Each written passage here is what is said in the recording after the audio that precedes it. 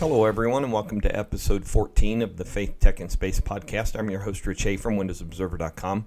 Good to be with you on this Saturday, the 22nd of August. Didn't quite get my weekly plan and schedule going last weekend. Sunday was a pretty rough day, so decided to just not do the podcast at the time. So I've updated my links. I've collected new stuff from this past week from what I had prepared for last weekend, and have a show to roll out to you. So we're going to talk about quite a bit of stuff. Last week, I'm going to start off talking a little bit about the PC build because it's done. So when I last recorded, I mentioned that I would be doing a PC build to do because I was having a failure on my current PC, which is about 7 years old. Excuse me. It was running 32 gig of DDR3 RAM, a couple SSDs, one terabyte, and I think the other was 256. It was running an AMD FX 6350, which is like an 8-core processor, but a very old processor. So I mentioned the hardware that I went with the upgrade. That was the Phanteks Eclipse P300 case, the AMD Ryzen 5 3600 CPU, which was the number one CPU for sale on Amazon in its category. A significant 4 or 5 time increase in performance compared to the FX 6350, which I had. And then I got the Gigabyte X570. I got their gaming brand. That's the AORUS, however you pronounce that, Elite motherboard. What's cool about this motherboard is it's very sleek. Got a lot of built-in thermal protections on it, heat sinks and things of that nature, fans. Very easy to set up. And with the case that I got, it was extremely easy to get the motherboard in there. I think I mentioned to you the case has a place on the bottom to install the power supply and a case and room on the back side. So if you're looking at the case, on the left side is usually your opening where you put the motherboard and all your hardware. On the back side of that case, on the right side, you take the panel off and it's got cable run. So you can run cables to the spots you needed in the case to keep the case fairly clean of cables and stuff like that to help with airflow and obviously with thermal controls. So really, really impressed with that case. The CPU has been great. It's a real powerhouse and does extremely well. The one little hiccup that we had was with the memory. DDR3 and DDR4 has a different notch. It's made so that it can't be put in a more advanced system. That was unbeknownst to me, but luckily my local Best Buy had 32 gig of DDR4, which I went and grabbed the next morning after doing the build. And because it was about 11 o'clock at night or so that I found out that I didn't have the right memory. So I was completely configured and put together with the new system. The old desktop was torn down because I did pull out the SSDs and things like that and the memory, thinking I was going to reuse it. But anyway, got some good DDR4 memory, got it in the system the next morning and got the system up and running. First powered up, no problem at all. So it was pretty cool. It is great fun to build a system, to put together the parts, and that first kind of power button push is both exhilarating and nerve-wracking because you're waiting to see if everything works out okay. So a couple areas that I'm really pleased with. The case, the CPU. I did recycle my GTX 1050 Ti, my NVIDIA video card. It's got 4 gig of VRAM. It is an older card. And I'm currently waiting on MSI to let me know if whether or not they can put one of their new gen or current gen or recent gen cards in my hands to test out and stuff like that with this system. So really good build there. Now, of significance in this build is, first off, no CD or DVD. The way the case is made, there are no slots on the front of the case, so you don't have anywhere to put it anyhow, okay?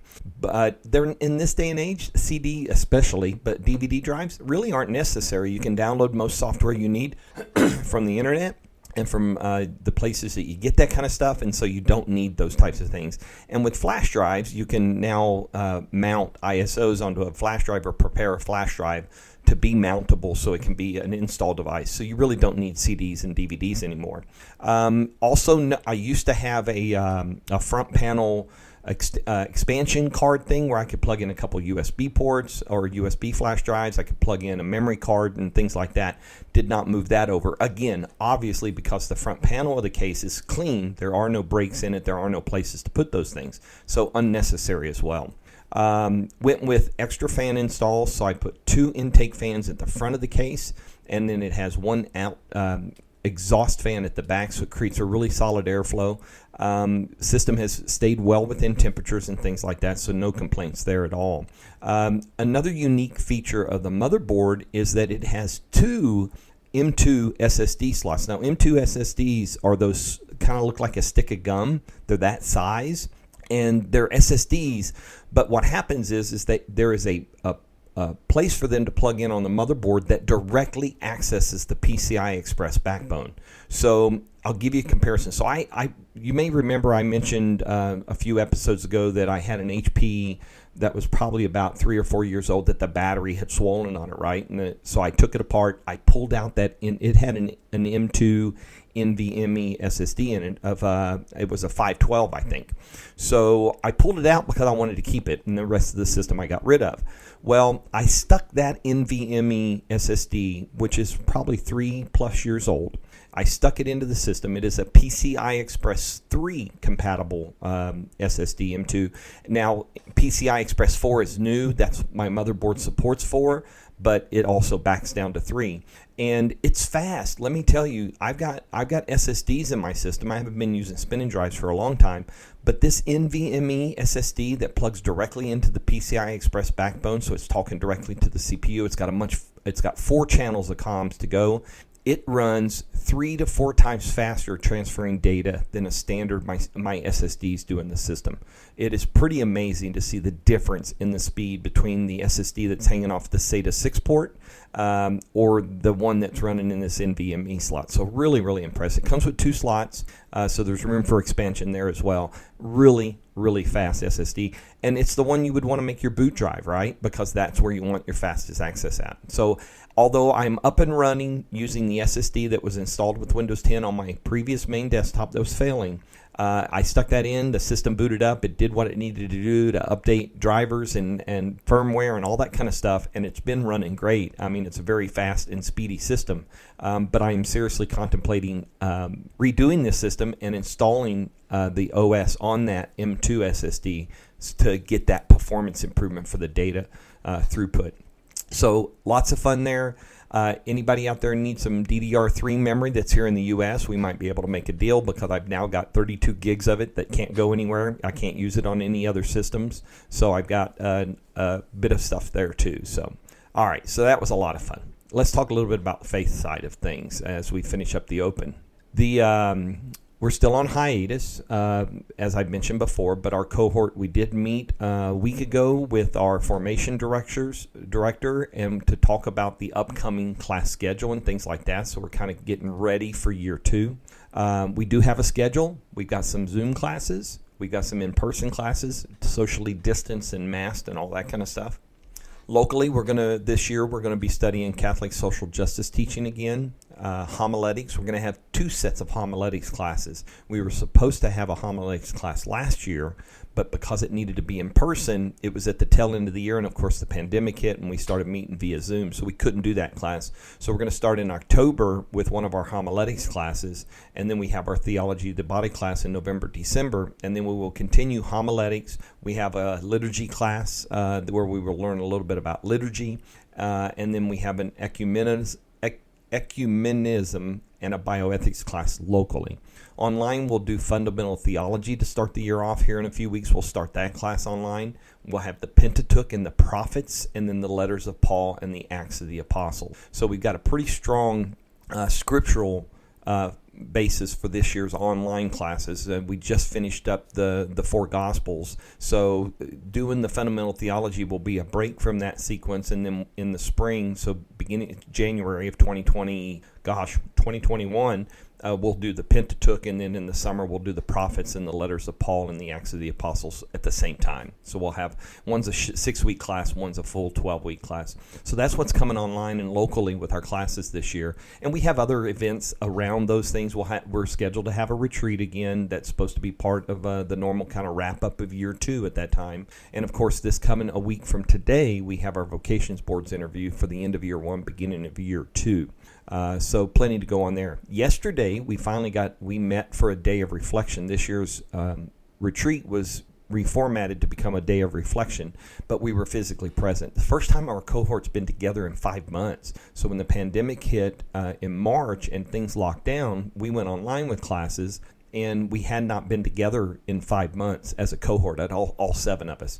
So it was really nice to be back together with the cohort and see the guys that I'm going through formation with here.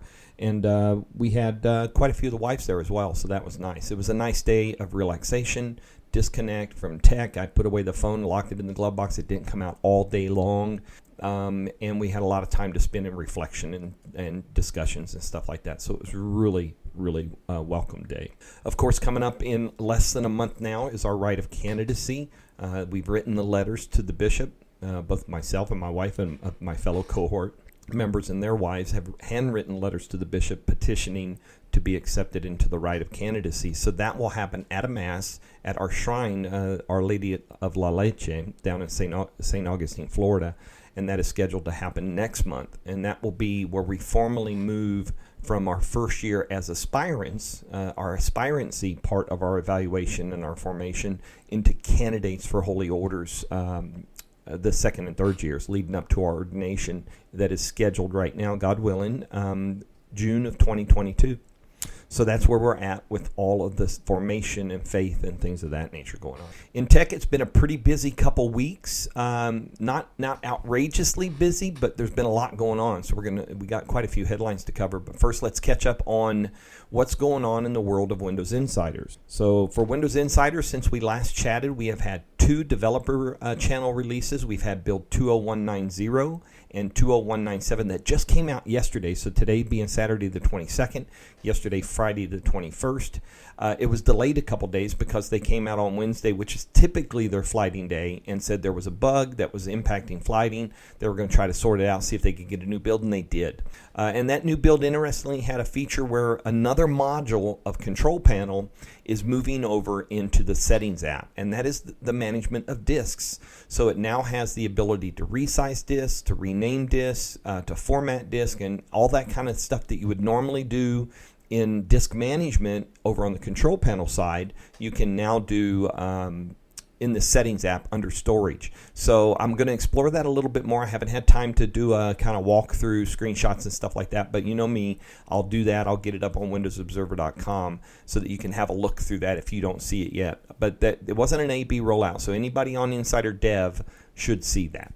On the beta channel, we did have a new update, 19042.450, and right alongside of that, because this past week in the last 2 weeks, we've had Patch Tuesday, the release preview channel got their 19041.450. So basically, release preview, which is right now is basically Windows 10 version 2004.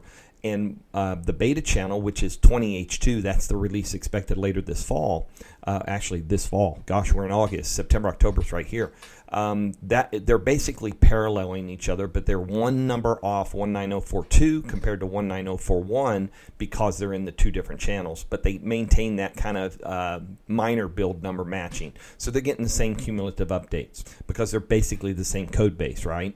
In fact, the upgrade, one thing Microsoft just announced this past week is that Windows 10 20H2 has been opened up for business testing. So businesses can go and grab that enablement module, get it installed, and test it on their devices. There is, because 20H2 is an extension of 2004, there should not be a significant change or any major issues with it. It's a very quick install because it's like a cumulative update. So it's not a full build reinstall or anything like that. So it's going to be very similar to what last year was like for 19H2. All right, and what else have we got? The new out-of-box experience. I grabbed screenshots of that. It popped up we got that in build 20190 the week before, so I did an out-of-box experience screenshot so you can see what that looks like. That comes up in the Tips app. And then Windows 10X on-screen keyboard showed up in the latest Windows 10 Insider build, and on Microsoft grabbed that and has some screenshots of that as well. So that's where we stand. Dev channel, build 20197. Beta channel, build 19042.450. And release preview channel 19041.450. So that's where we stand on Windows Insider builds right now. On the Edge Insider side, Edge Canary is currently at build version 86, build 615. Edge Dev is also in version 86, 608.2. They just released that update this week with a big set of notes, which I have a link to here. On the beta channel, Edge Beta is at version 85, and that is at build 564.40. And then on Edge Stable, we're in version 84 still, build 522.63. You know, the Edge Beta and the Edge Stable all get little minor releases throughout their 4 to 6 week kind of lifespan.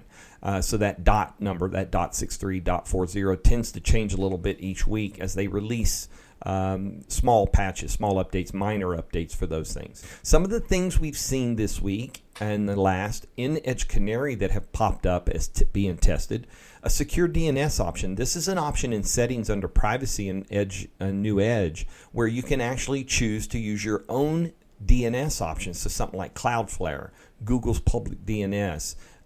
You know me, I'm a big fan of Pi-hole. So if you use Pi-hole, you could designate that as your target. You could also designate AdGuard Home. They have a DNS server that does filtering based on their basic default filters. You could put that in there. So there's some presets, and then you can put your own of choice there as well. So pretty cool security and privacy feature there that's being tested. In collections, they've added the option to sort collection entries by date or name to make them a little more manageable. So that's in Canary right now. And then you may have noticed on the new tab page on, I think it's showed up in Dev and Canary, these recommended searches or recent searches that will show up underneath if you keep the new tab page and you have the search box there, I don't think we can get rid of that. You may see underneath some recent searches or recommended searches. There is a way to turn those off. That has now been incorporated into the settings for the new tab page, so you can go in there and do that. The other thing that has shown up on the new tab page is a Skype Meeting Now button, and that also that one, however, cannot be turned off for whatever reason.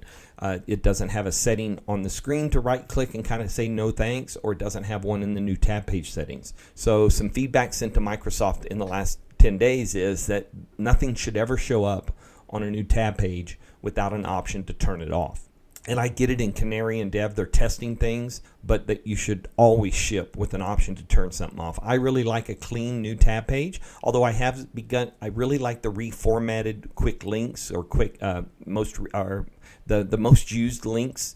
And so that appears down at the bottom of the new tab page. I don't show the content, the news content and headlines and all that kind of stuff. But I really like the reformatted quick links because they're a little smaller, they're translucent, and they look better on the page. So I don't mind those so much, but they can be turned off in the settings for new tab page. But this Skype meeting button couldn't be. And at one time, the recommended searches couldn't be. But that is now. That is in the settings, and you can do that. But that Skype meeting still needs to have that option. So as I mentioned a minute ago, Dev Channel update, I've got a link to that. I did a hands-on walkthrough of the Microsoft Edge add-on site. When the new Legacy Edge released, they had released their new add-on site, and it's very robust now. I forget the number I counted. I want to say, I wrote it in my blog post on windowsobserver.com. Where's it at? 2,600 add-ons in the library right now. Over almost 2,600 add-ons. Add-ons, quote, it means extensions for Microsoft Edge, New Edge, in the online library. They call it add-ons. So they have it broken out into broad topics like editor's picks, trending, and getting started. And then there are 12 main categories: accessibility, blogging, communication, developer tools, entertainment, news and weather, photos, productivity, search tools, shopping, social, and sports. By far, productivity at 1,137 add-ons is the highest, and sports with only 7 is the lowest. So if you're interested in that, you can go and look through the screenshots that I have on windowsobserver.com for that as well.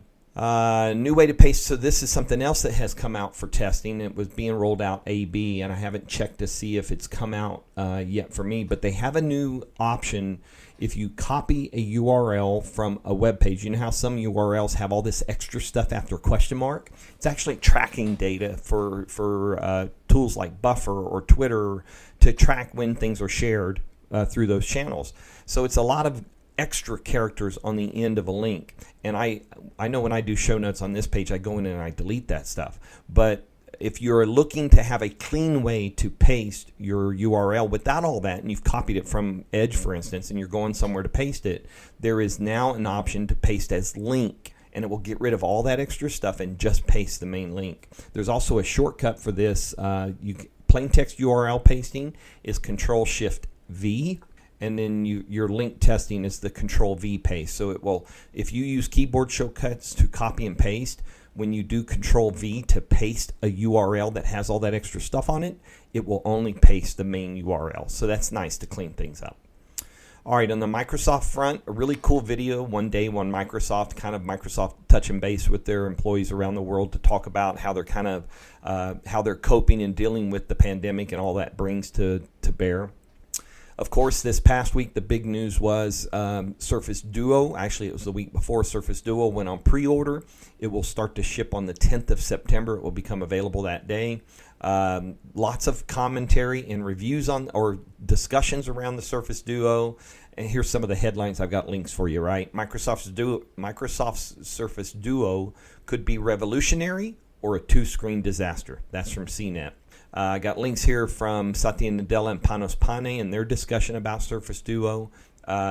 Somebody at ZDNet wrote, Surface Duo, made for an office culture that no longer exists. Well, that's because of work from home. So Surface Duo by Microsoft is being positioned as a productivity device that is in between a phone and a tablet.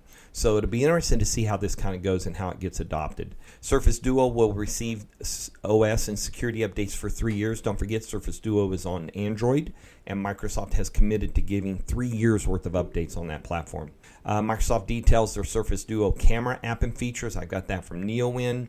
And then there's just tons of info out there about Duo. The real content about Duo is going to come once the review units are in people's hands. We've seen plenty of photos of executives from Microsoft using them in different scenarios and sharing that on social media. But when people finally get their hands on with them and September 10th rolls around and every day people get their hands on it, we'll really start to hear about the device. A lot of concerns about the specs and stuff like that on it, but you know, specs aren't always the best indicator of how useful or how solid a device is. So we'll have to wait and see. Microsoft released Minecraft Education Edition for Chromebooks. Very smart move with all the people and students working from Chromebooks in this work from home and remote learning environment. At Bot on ZDNet, class action joke, 3 Microsoft customers walking into a court, no proof, no evidence, no anything, and suing Microsoft and wanting a class action suit out of it. Outlook for Windows is going to get its cloud syncing capabilities. There's already, if you're an insider in Office, in Outlook, you've already seen an option in settings to sync your settings via the cloud. The one thing, though, that did not get released last month that was expected to was the cloud syncing of your signatures, so it would sync to everywhere you use Outlook. That unfortunately got delayed because of some challenges around it in the release, so they opted to wait. That's supposed to come out in September's insider release, or here very soon, that we'll be able to sync your cloud. And in fact, I've got my signatures kind of restricted to one device until the cloud sync hits so that I can see it work and go out and see how that happens. Microsoft, if you hadn't heard, Microsoft announced back in Inspire about this DataFlex low-code branding that they were going to use. Turns out there's another company that's been using that term for their software and initial use back in the early 80s. So Microsoft has pulled everything, it seems, related to DataFlex, and we don't know where they're going to go with this branding and how they're going to approach the change. DataFlex is the new name they had planned to use for their Common Data Service, which is part of their Power BI, Power Platform, things like that. And I got a link here to the company Data Access Worldwide, who wrote a blog post that said Microsoft DataFlex ? And so there is litigation going on right now around that brand. Although Microsoft announced the name, they've pulled everything. It looks like they're going to make some kind of settlement and sort it out, and they'll have to pick a new name.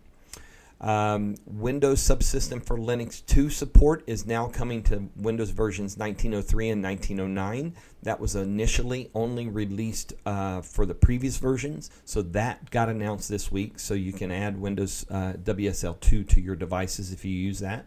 iContact is becoming more generally available right now on Surface Pro X because it's got that extra processing, that extra chip that allows processing of things. And this eye contact is what it does is it translates your eyes looking as if you're always looking at the camera, even though you might be looking at the screen. So it does an algorithm to kind of make that happen. And it's very impressive. If you've seen the demo of it or the video, it is very impressive. It doesn't look weird or cause any kind of eyes on your forehead kind of thing. It is done very, very well. So that's what's going on there. And then there was a leaked hardware keyboard, physical keyboard from Microsoft that's actually added an emoji key, apparently, a Windows 10 emoji key. If you didn't know, you can hit Windows key period to bring up the emoji selection panel, and Kimoji has got all of it there. But this is actually a physical keyboard that has that key now to bring up the emojis. Kind of, I guess it'd be handy for those that use that a lot. On the Apple front, lots going on crazy around Apple. First off, that we heard the week before last that they were readying subscription bundles to help boost their digital service offerings. So different combinations of services would be available at a lesser rate than if you subscribed individually. But then everything blew up around Apple and the whole Epic and Fortnite thing, because Epic added this feature, this option to buy their virtual bucks for Fortnite, V-Bucks, to buy them using a external purchase option, not an in-app purchase option on the Apple version, iOS version of Fortnite. That caused just a little bit of trouble, and Apple very quickly shut them down. They're kicked out of the store now. They're now also no longer available on the Google store because of the same thing, because it violates the store terms that those purchases are supposed to come through the store. Of course, because Apple and Google take a cut of those purchases. So that's been going back and forth, and Epic is riding this down the rails. I tweeted yesterday. They're making a big deal of this final tournament with everybody, including iOS, because now Apple has threatened they're going to cut off developer access to the platform. So this is not only going to affect Fortnite, but anybody who uses Unity 3D to do games on iOS will lose access to that capability as well. So that this thing is going to ride all the way, and it looks like Epic is not going to blink. So it'll be interesting to see what happens when other people are impacted by this beyond just Epic. Of course, we've just learned this week that Apple is now told WordPress, I'm talking about WordPress.org, they have an app on iOS, and it's been a free app, right? Because WordPress.com sites are free. You don't have to pay to subscribe to them. But if somebody wanted to go more advanced or have other services, they could subscribe at WordPress.com once they built their site. Well, none of that kind of purchasing is happening through iOS and the iOS app. Apple has now frozen WordPress's Automatics. That's the parent company, Matt Mullenweg. They have frozen their ability to update things until they add an in-app purchase option for these things so that Apple can get their cut. Now, it'll be interesting to see if Apple does this with all the free-to-play stuff, right? Free-to-play apps, free-to-play games, free-to-play whatever. If there's a purchase option on the other end of those things, if they're going to treat WordPress like this, you can expect Apple to go looking for other places that they're not getting their cut because the app is in their store. So this is going to get a lot uglier and a lot rougher before it's over. It'll be because there's a lot of discussion around antitrust and things of that nature. And Apple says that the rules apply to everybody, but there's stories out there that say that Amazon got a special rate cut for Prime to bring their in-app purchases to Apple. So, I don't know. I watch this. I watch it with interest to see what happens, but we've got a lot going on in this world, so we'll see. And then Apple did update Parallels Desktop, or whoever makes Parallels Desktop. I don't know. I'm not a Mac guy. They've added Big Sur support, which is the latest release of the laptop operating system, desktop operating system.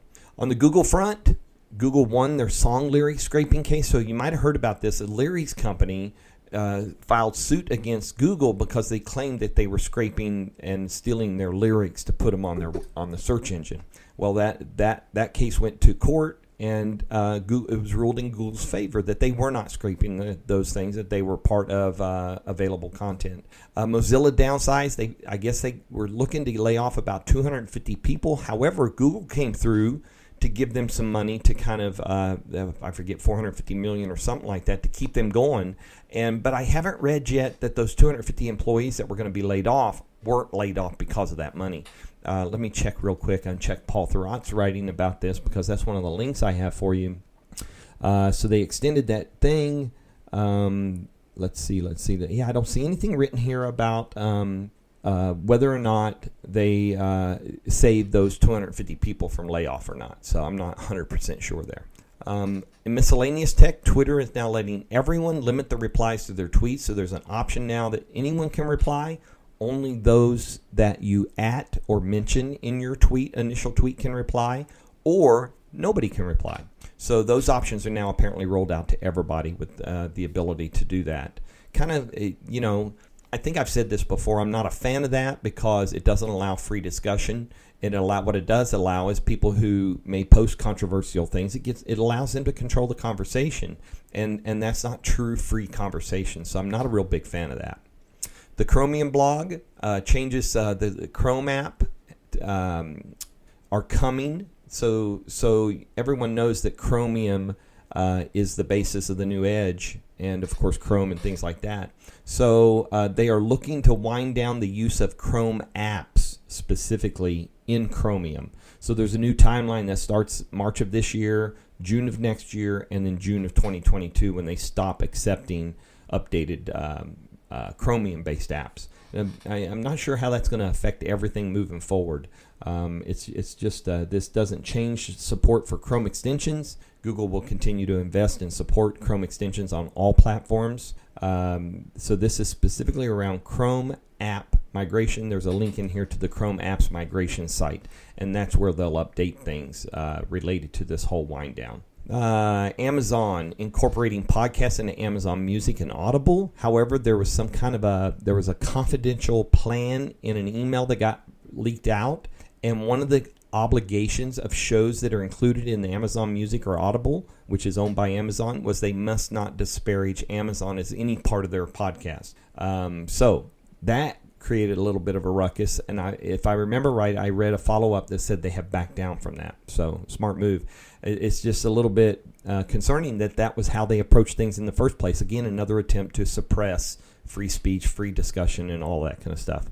Huawei is going to halt their smartphone chipset production was announced, but then Qualcomm got into looking into wanting to buy that business.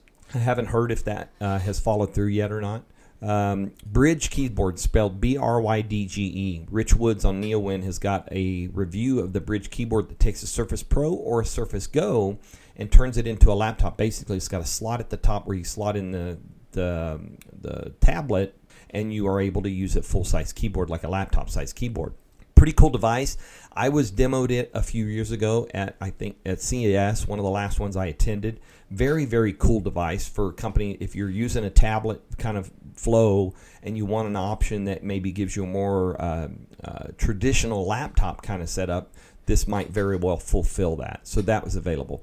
And Toshiba announced they are no longer making laptops. After 35 years of making laptops, they are out of the business. So that's unfortunate. Toshiba made some pretty good stuff over the years.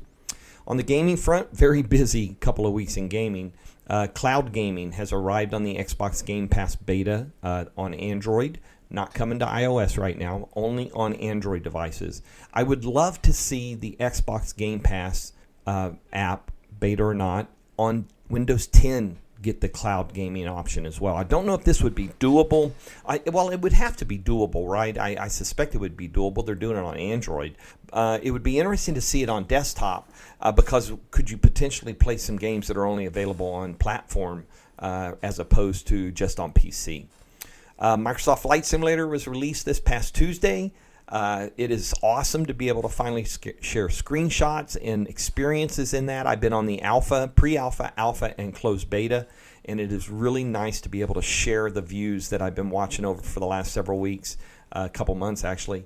And it's got warts, it's got bugs, it's got issues, and a lot of people are running into stuff. But it is a beautiful sim. They've done a really good job with this implementation of how they're doing the world and the generation of it.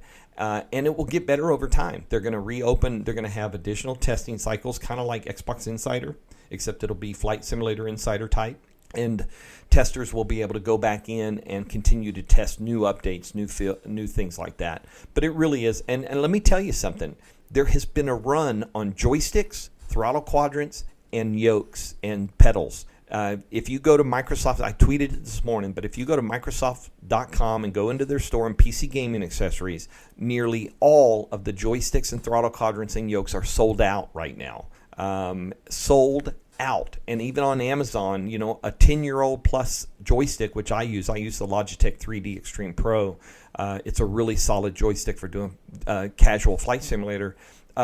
This thing, it was first released back in the late 2000s and was selling for like $39 a few weeks ago. Now you can't find it for any less than $60 because people are buying them and reselling them. So there has been a run on all those kind of controllers, a serious run on it. Best reviewed game in years, so it's getting very, very positive reviews. I've got a developer's Q&A address to talk about community questions and concerns that was released a couple weeks ago. Very funny story here about a typo. Asobo Studios, which developed this, a French studio, and Black Shark AI is how they create the world. They find data about buildings and things like that in public databases or public sources. And this one building in Australia, I think it was, said that it's supposed to only have 2 stories, but the data was a misprint, and it was 212 stories. So there's a picture. I've got a link to the Engadget story so you can see it. There's this 212-story kind of like square building right in the middle of nowhere in a city that shouldn't have been there. It was because the data said it had 212 stories, and the algorithm, the AI algorithm that generated that building, gave it 212 stories. So that's kind of, it shows that data is important, right? They've updated it since, and apparently it's gone, but still pretty unique to see something like that. Just a funny kind of side. Microsoft Flight Simulator Known Issues Tracker. Microsoft has now published a list of issues that they are dealing with, hearing feedback on, so you can keep an eye on what's going on there. Got a recommendation here. Here's how you remove the UI and take screenshots. And then so Flight Simulator is going to be an ongoing development. It's gonna be like kind of like I said, an insider program. There's going to be opportunity for people to test new kind of releases and new updates and new fixes. And over time, they're just going to continue to develop Flight Simulator as an active development platform, not just a static release. New Xbox controller has leaked out, and Brad Sams over at Thurrott.com has a comparison of the new one to the current one. And we also know, because of the packaging on that leaked controller, that the Lockhart, which is the lower end, so you know we had Xbox X and Xbox One X and Xbox One S, S being a little bit lower powered.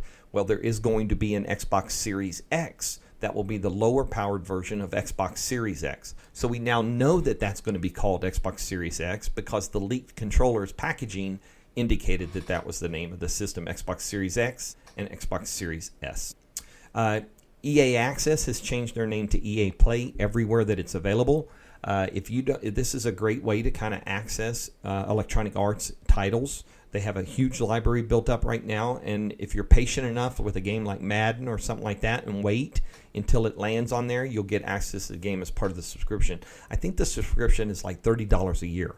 So for the games you get in, it's like Game Pass. For the games you get there, you pay for yourself in one game. So it's well worth it if that's the kind of gaming you like to play. In the space department, let's talk a little bit about space now. So the Department of the Air Force, for their Boeing X-37 Bravo, that's that kind of secret little shuttle that flies like 2-year missions, received an award for aerospace excellence this past August. On the NASA front, there's a good story in here about how they kind of persevered through the pandemic, looking ahead this year and into 2021. And then one of the ways they're kind of looking forward is their internships. NASA internships are a big deal. And this year they're doing it virtually because of the pandemic, and there's a great story about that as well. On the rocket launch front coming up, ULA will launch Falcon or Delta IV Heavy with a National Reconnaissance Laboratory payload on it. So it's a bit of a secretive launch. They don't show much after the initial launch and stuff, but it's at 1:50 a.m. in the morning, and I'm really tempted. It's August 26th, so it's 4 days from now. It's going to be early in the morning, late at night, early in the morning. I'm really tempted to go to my new spot that I took pictures of the Comet Neowise, and try to get a shot. It's a beautiful dark spot nearby. It's less than 15 minutes from my house, and and it's got a beautiful broad view of the horizon too. So I'm really tempted to go down and try to capture the launch of the Falcon Falcon Heavy, ULA Delta IV Heavy, for this mission coming up in a few days. So we'll have to see if I get out there. SpaceX has revealed more details for its spaceport in Texas. I mentioned a couple episodes ago they're being challenged about the way they're using that spaceport by the local authorities. That's outside of the scope of how it was initially addressed and regulated or licensed, whatever you call that. But they're also doing SpaceX. They flew a bigger version of their Starship, and just a very short flight, but again, continuing to test the things they're doing there. We had a Falcon 9 launch this past week. They launched a booster that was its 6th launch and 6th landing, and that's the most they've ever done on a booster. They've only ever done 5 as the maximum in the past. So, and they, if I'm not mistaken, they recovered one of the fairings in the nets of the recovery ship as it parachuted back down, and one had to be pulled out of the water. But the cool part about that launch was that both of the fairing halves that were on that rocket stack were previously recovered and refurbished to be reused and launched. So saving money, continuing Elon Musk and SpaceX's goal of saving money and reducing the cost of space launch. Okay, what else? Let's close things out. Here's a space movie I saw a trailer for the other day that I wasn't expecting. I hadn't heard about this, but Hilary Swank. It's the movie or series, or I can't remember now. It's called Away. It is a mission to Mars type movie, but it involves a lot of family. Oh, it's Netflix, so it's a Netflix. Let me see, drama. So it's a Netflix movie apparently. So it's going to kind of focus on not just the technical space type of stuff, but the family and the isolation when you're on a mission going to Mars, which is so far away, and all of that kind of stuff. So it's kind of it looks like it's going to focus on a lot of that. So there is a trailer for that. I got a link here in the notes for that. So it looks interesting. We'll check it out. We'll see. And then an interesting story I saw, with all the stuff going on with the pandemic and store closures, and we already knew that Sears and JCPenney stores in malls were shutting down in many places and refocusing their efforts and kind of consolidating. Apparently, Amazon and big mall operators have been talking about taking over those spaces and turning them into fulfillment centers. So rather than having to build a brand new fulfillment center, Amazon would move into these places, probably gut them out, set them up as a distribution fulfillment center to help distribute products within certain geographical regions or cities. It's an interesting idea, people are ordering from Amazon and not going to the malls anymore, so there's that perspective. So now you're going to fulfill those orders from a mall. But it makes sense for use of space. Let's not build something brand new and add. Let's use something that exists and recycles it. So I don't have too much heartburn with this. I think it's a great way to kind of reuse space that's not being used. The day of these huge storefronts is just, and that's Amazon, right? That's Amazon and online ordering and all that stuff. And Amazon's not the only one. Many companies now do pure online retail and stuff in smaller brick and mortar. So it's an interesting concept to kind of see how that will go down the road. All right, and the other thing to close out this week's episode with is that 2 tropical storms, Marco and Laura, are headed to the Gulf of Mexico. They're both expected to become hurricanes by Tuesday and make landfall on Tuesday and Wednesday, kind of following each other, with Marco being first over towards Texas and Laura being more over to the towards the east on the Gulf Coast near Louisiana and areas like that. It would be the first time that 2 hurricanes have been active in the Gulf of Mexico ever. We got very close back in 33, almost 90 years ago, with one over in the Gulf and one over Florida.